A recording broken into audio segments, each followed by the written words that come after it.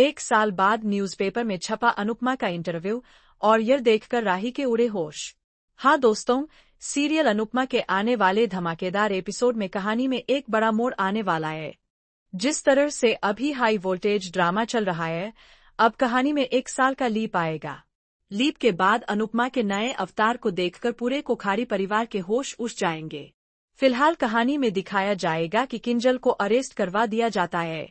इसके चलते अनुपमा का पूरा परिवार और कोठारी हाउस के लोग राघव को इंसाफ दिलाने के चक्कर में अनुपमा के खिलाफ हो जाते हैं। हालांकि किसी को यह नहीं दिख रहा कि अनुपमा जो कुछ भी कर रही है वह सिर्फ और सिर्फ इंसाफ दिलाने के लिए है। जो लोग सजा भुगत रहे हैं वह अपने कर्मों की वजह से भुगत रहे हैं। किंजल ने तो खुद अपने पैरों पर कुल्हाड़ी मारी थी, उसने जानबूझकर पैसे चुराए थे। फिर भी सारे इल्जाम अनुपमा पर ही लगा दिए जाते हैं और बेचारी अनुपमा कहीं की नहीं रहती। लेकिन अब उसके सब्र का बांध टूट जाता है और वह और बर्दाश्त नहीं कर पाती। इसलिए अनुपमा जिंदगी से हार मानकर यह घर छोड़ देती है और हमेशा के लिए शाह परिवार से दूर चली जाती है। किसी को भी पता नहीं होता कि अनुपमा कहाँ चली गई। कुछ दिन बाद वे लोग उसकी मिसिंग रिपोर्ट लिखवाते हैं।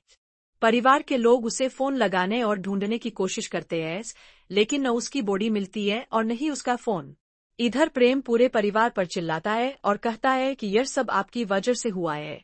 अनुपमा ने कुछ भी गलत नहीं किया था। उसने तो राघव को इंसाफ दिलाने की कोशिश की थी और जो लोग सजा भुगत रहे हैं उन्हें वह मिलनी ही चाहिए थी।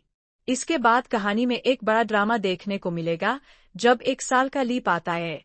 अब अनु की रसोई को राही और प्रेम चला रहे होते हैं।